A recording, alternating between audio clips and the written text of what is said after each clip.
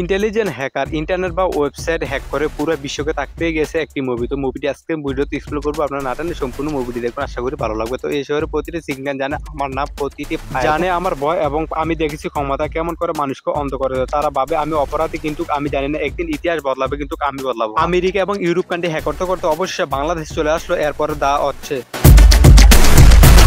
তোমরা কি ইনভেন্ট করে ফেলেছো? Nowadays, information is more valuable than any other things. অন্তর্জাল একুশ is more powerful than a nuclear bomb.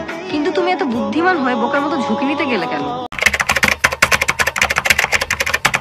ঢাকার এক ছোট গলিতে একটা পুরানো ঘর, ভেতরে বসে আছে এক তরুণ, নাম হচ্ছে আয়ান। তখন চারপাশে শুধু কম্পিউটার আলো কিবোর্ডের শব্দ। তখন সব মানুষেরা খুঁজে, কিন্তু আর কিছু মানুষের সিস্টেম ভিতরে খুঁজে না। তখন আয়ন ছিল সেই মানুষ। তখন আয়না ধীরে ধীরে টাইপ করছে অ্যাক্সেস ডেনেট অ্যাক্সেস গ্যারান্টি। সে হাসে চোখে এবং অদ্ভুত আত্মবিশ্বাস। তখন আয়ন নিজের সাথে বলে, কুট আমার অস্ত্র এবং আমার মস্তিষ্ক আমার ডাল। তখন একদিনের দরজা কারণ আর এক অচেনা মেয়ে, তখন যারা ওস্তাদারা মানে মেয়েটির নাম হচ্ছে যারা খান। তখন কালো পোশাক এবং চোখে গভীর রহস্য। তখন যারা বলে, তুমি যে কাজ করো তা দুনিয়া কেউ বুঝে না, কিন্তু আমি বুঝি, ওয়েব নিড ইউ। তখন একটা একটা খুলে দেয়, তখন একটা খুলো গোস্ট কাইরিকেট। তখন আয়ান তোমরা মানে আয়ানে প্রশ্ন করতে আছে যারাকে তোমরা কারা। তখন যারা বলে আমরা কেউ না, আমরা সেই কারণে আমরা শক্তিশালী। তখন সেই দিন থেকে শুরু হলো এক নতুন অধ্যায়, যেখানে প্রতিভা আর বিপদ এক অপরের হাতে ধরলো। তখন যারা আয়ানকে শেখাতে থাকে হ্যাকিং, সাইবার আর সরকারের অন্ধকার দিক। তখন ডাটা, স্যাটেলাইট, গোপন কোড এবং সব হাতের খোলা। তখন যারা বলে দুনিয়া চলে কোডে আর কোড চালায় আমরা। তখন যে খেলাটা শুরু হয়েছিল কৌতূহল থেকে, এখন সেটা ছুঁয়ে ফেলেছে ক্ষমতার সীমানা। তখন আয়ন বলে গোস্ট কাইরিকেট এর শক্তির সাথে বিবেচ্য হ্যাকার। একদিন কবি হিসেবে দেখা যায় এলিনা নামে এক সাংবাদিকের সাথে। তখন সে প্রাবন্ত সেজাটা, তখন তার সত্যের পেছনে ছুটে বেড়ানো মানুষ। তখন এলিনা বলে, তুমি খুব চুপচাপ, কিন্তু চোখে মনে এক শক্ত লুকিয়ে আছে। এই মুহূর্তে আয়ন হেসে বলে, হয়তো আমি সেই জ্বর। তখন তাদের মধ্যে জন্ম নেয় ভালোবাসা, কিন্তু এলিনা জানে না এই মানুষই সবচেয়ে বড় হ্যাকার। তখন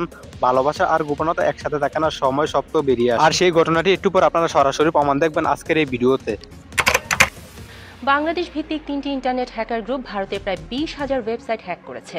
এর মধ্যে ভারতীয় সীমান্তরক্ষী বাহিনী বিএসএফ এর বিকল্প ওয়েবসাইটও রয়েছে। দক্ষিণ ভারতের বহুল প্রচারিত দৈনিক ডেকান ক্রনিকল এ খবর দিয়েছে। সীমান্তে বাংলাদেশিদের হত্যার প্রতিবাদে তারা এ কাজ করেছে বলে দাবি করা হয়েছে। সাইবার যুদ্ধে ভারতের পরাজয় হয়েছে বলে বাংলাদেশি হ্যাকাররা দাবি করেছে।